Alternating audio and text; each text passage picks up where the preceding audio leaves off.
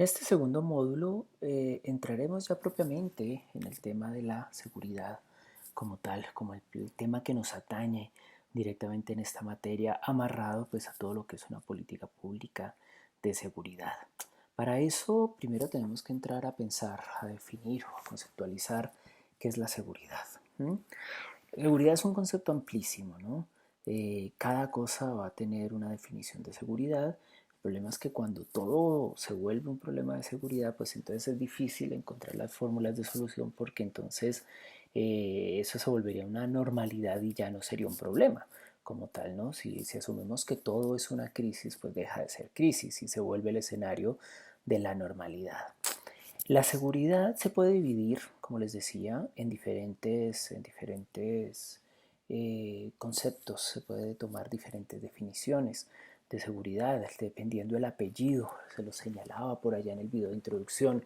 Dependiendo del apellido que tengamos, para la seguridad, pues vamos a tener diferentes percepciones, diferentes enfoques sobre lo que es la seguridad. Notemos desde lo que es la seguridad nacional, la seguridad del territorio de un país, es decir, que otro país no agreda a ese país, que no hayan procesos, digamos, de invasión, de intervención, ¿sí? Y que se pueda mantener ese espacio territorial precisamente para la vida y convivencia de la nación que lo habita, ¿no? Entonces eso es la seguridad nacional. Inicialmente todo lo que desestabilice ese proceso de vida normal de la nación va a ser un problema de seguridad nacional. La seguridad nacional la podemos pensar como la situación ideal de estabilidad y desarrollo frente a escenarios complejos e inciertos, ¿sí? Y se generan entonces, se crean toda una serie de cuerpos precisamente para tratar de mantener esos niveles de seguridad. Esto va muy amarrado al concepto que es defensa, defensa territorial, la defensa del territorio. Esto siempre implica entonces la creación de instituciones militares gigantescas, no necesariamente. Lo que pasa es que el Estado contemporáneo, el Estado-nación moderno, pues se ha enfocado precisamente o ha creado o pensó que la mejor manera de poder defenderse en su territorio pues siempre serían cuerpos militares. Como les digo, no es la única forma. Se puede un país generar o tener una soberanía territorial a partir de una gran diplomacia, por ejemplo, o siendo un país que tenga tantos, en el que todos tengan tantos intereses económicos, que todo el mundo simplemente se mantiene un poco al margen de tocarlo por lo que representa para el sistema internacional. Estoy pensando en países como Suiza, por ejemplo, ¿no? Una gran diplomacia, una política de neutralidad frente a todos los problemas, y eso que Suiza está con una serie de países vecinos que no han sido precisamente los más pacíficos en la historia del mundo, ¿no? Italia, Alemania, Francia. Pero Suiza se mantiene separada de ese escenario bélico. ¿Por qué? Por su posición constitucional de neutralidad, por una diplomacia que le funciona a ese nivel y porque ha desarrollado una política también económica enfocada a lo financiero que le ha generado una gran cantidad de amigos en el sistema internacional. En ese sentido, prácticamente que Suiza, pues todo el mundo la defendería en caso de que algo le ocurriese. Le ha funcionado bastante bien. Ese es uno de los casos paradigmáticos que podemos tener eh, en el sistema internacional. Hay otro país que viene creciendo con mucha fuerza y cuyo centro de política exterior y de seguridad y defensa pues es su economía y es China, ¿sí? Eso no significa que China no tenga un aparato militar, tiene un aparato militar gigantesco, pero, pero no es su primera opción, ¿no? No es muy diferente, digamos, a una Rusia o un Estados Unidos, que son países donde lo militar está marcado en la vida nacional y está marcado en la política exterior y está marcado en la forma en que manejan sus relaciones internacionales, ¿no? Para China no. Para China, digamos, primero está la economía y después la segunda parte de la fracción es el poder militar. No es que no lo tengan, pero ahí está, ¿no? Difícilmente, por fuera, digamos, del ejemplo suizo, vamos a encontrar un país en una capacidad militar. En las Américas tenemos pues Costa Rica, es uno de los paradigmas al respecto. Eh, ¿Qué tan positivo, qué tan negativo es eso? Eso toca ponderarlo dependiendo ya de cada país. Esto no hay una respuesta absoluta ni definitiva frente a ese tema, ¿no? Porque pues cada país tiene una realidad totalmente diferente. Hay países como China que aún así, teniendo un componente militar grande, pues no lo usan, ¿cierto? China hasta hace poco tuvo problemas con la India, pero problemas fronterizos, sobre todo en la zona de los Himalayas, pero digamos que eso no escala más allá. La política de China directamente o abiertamente o inicialmente no es una política militarista de primer orden, es más bien una política comercial, una política económica, una política, una diplomacia de expansión, pero desde lo comercial, desde la creación de intereses comunes, conjuntos, y eso ya lo estamos viviendo también en América Latina, ¿no? Entra con una gran fuerza económica, entra con una gran fuerza comercial, pero pues no vemos todavía, digamos, toda una especie de política militarista a nivel internacional de parte de China. ¿Eso significa que siempre se mantendrá así? Pues no sabemos, tocaría estar pues analizando, estudiando el problema, ¿no? Entonces, esa es una seguridad, esa es la seguridad nacional. Tenemos la seguridad pública, que es precisamente toda la convivencia interna. También se le conoce como seguridad ciudadana. Es toda esa convivencia interna, es esa posibilidad de poder vivir tranquilo al interior de los países, ¿no? A veces se cruzan hoy en día con lo transnacional, pues se nos cruza la seguridad nacional con la seguridad pública o ciudadana en fenómenos, por ejemplo, como el crimen organizado transnacional. Ya el crimen organizado todo es transnacional, ya no hay, difícilmente encontraremos un crimen muy local, todo el mundo se beneficia de los procesos de globalización económica, incluso los ilegales. Eso es lo que se le conoce en relaciones internacionales como una globalización desviada, ¿sí? Donde los ilegales aprovechan también todos los beneficios de una globalización económica para pues también hacer sus actividades ilícitas, ¿no?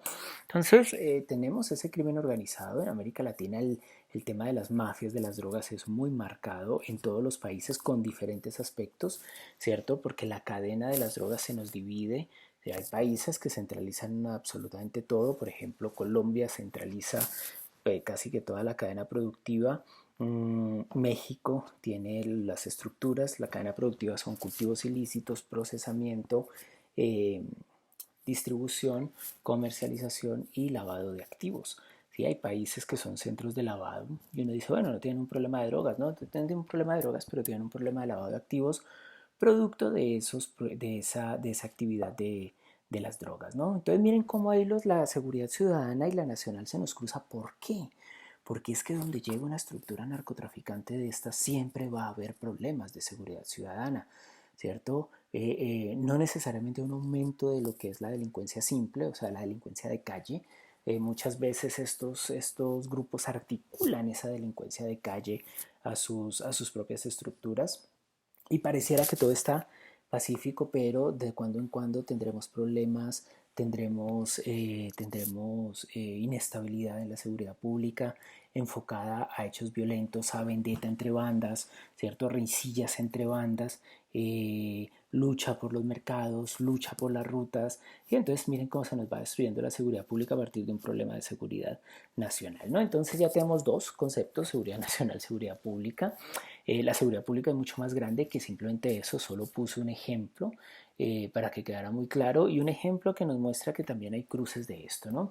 Aparte de eso, pues vamos a tener toda una serie de conceptos de seguridad que van incluso hasta lo industrial privado, ¿no? Seguridad ocupacional, ¿cierto? Seguridad de instalaciones. Entonces la seguridad es un concepto amplísimo, es un concepto amplísimo. Aquí las que nos atañen son precisamente la nacional y la pública, especialmente la pública, porque la seguridad pública es la que implica la vida de los ciudadanos, ¿sí? Específicamente, como les digo, podemos tener problemas de seguridad nacional, pero muy pocas veces los problemas de seguridad nacional afectan la estabilidad de la vida de las personas.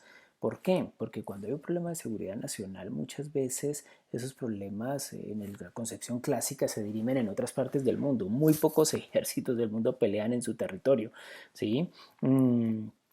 Siempre van a otras zonas donde ya es un problema para el otro, ¿no? Y es un problema de seguridad nacional. Ahí tenemos todo lo que subyace, ¿no? Todo lo que viene desplazamientos, refugiados, tenemos civiles comprometidos, ¿sí? tenemos, tenemos toda una serie de hechos, de violaciones de derechos humanos, ¿sí? Cuando aparecen, digamos, estos fenómenos que típicamente pues, son las guerras. ¿Todas las guerras son iguales? No, no todas las guerras son iguales. Hay guerras que son guerras largas, son guerras que comprometen a la población civil en mayor medida. Hoy en día el mundo asiste a unas guerras mucho más tácticas, es decir, ataques y repliegue, ataques y repliegue. Pero igual, digamos, son guerras, lo que pasa es que cambia la forma en la que se luchan esas guerras, ¿no? Y la seguridad pública al interior, pues está comprometida también por los niveles, por ejemplo, de descontento social que se pueda tener.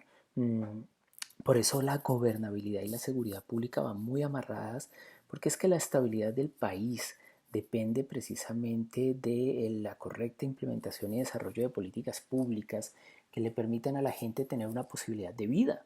Eso es lo fundamental. ¿Sí? Si no tenemos esa posibilidad de vida, vamos a tener problemas de seguridad. ¿Mm? ¿Por qué? Pues porque por varias cosas o porque las mismas poblaciones van a manifestarse a decir, oiga, venga, necesitamos, ¿cierto? Mejores cosas, por favor. Para eso están las instituciones de los estados, entonces prácticamente exigimos que cumplan con su trabajo, por así decirlo, o porque actores ilegales de corte mafioso se enconan en comunidades muy necesitadas y las van a aprovechar también para sus actividades ilícitas y vamos a tener un problema de seguridad en ese sentido, ¿no? Entonces, miren, hay diferentes enfoques, hay diferentes formas de ver y de entender los problemas y a eso le apunta una política de seguridad. Por eso les he dicho a lo largo de estas presentaciones y que quiero que quede pues muy claro, la seguridad escapa. La seguridad escapa simplemente del ámbito de lo militar y lo policial. Eso es un componente más. ¿Mm? La seguridad es un escenario gigantesco, eso es aparte de una estrategia de país para ser país precisamente, ¿no? Porque si no, pues simplemente se desbaratan, los países constantemente se desbaratan, se reorganizan, pierden territorios, ganan territorio, etcétera. América Latina, gracias a Dios, es un continente estable en ese sentido, no hemos tenido los problemas que tienen otros continentes, pero de todas formas a nivel interno, a nivel de seguridad pública, todavía falta mucho trabajo y un enfoque integral de la seguridad, un entendimiento integral de la seguridad para, eh, para poder tener pues una situación totalmente estable que nos permita vivir pues una vida con pues vidas con alta calidad, ¿no?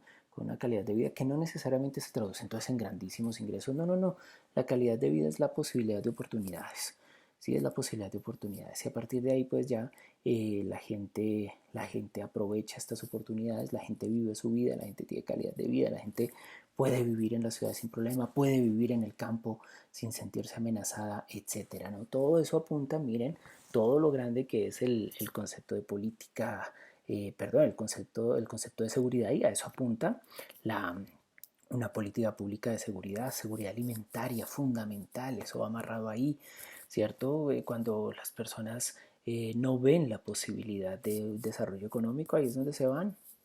La gente se va y la gente se va de sus regiones o se va de sus países precisamente por eso, cuando no ven que hay la posibilidad de un desarrollo en cosas tan básicas como los alimentos, que es lo primero de la vida. Entonces los países tienen que desarrollar políticas que aseguren precisamente el alimento, son políticas de seguridad alimentaria. Si ven, entonces la seguridad se nos va volviendo una cosa gigantesca, importante de entenderla en ese enfoque, donde miren que ya vamos cambiando y vamos entendiendo que la seguridad tiene mucho que ver con los derechos humanos, precisamente porque la posibilidad de generar políticas públicas que enfrenten estos problemas nos van a permitir en nuestros países asegurar, garantizar los, los derechos humanos, ¿no? He dado algunos ejemplos muy, muy pequeños. La idea es que pues, ustedes accedan también a todo lo que sigue en este módulo. En ese sentido, pues cierro esta breve introducción a esta parte y les deseo lo mejor. Muchas gracias.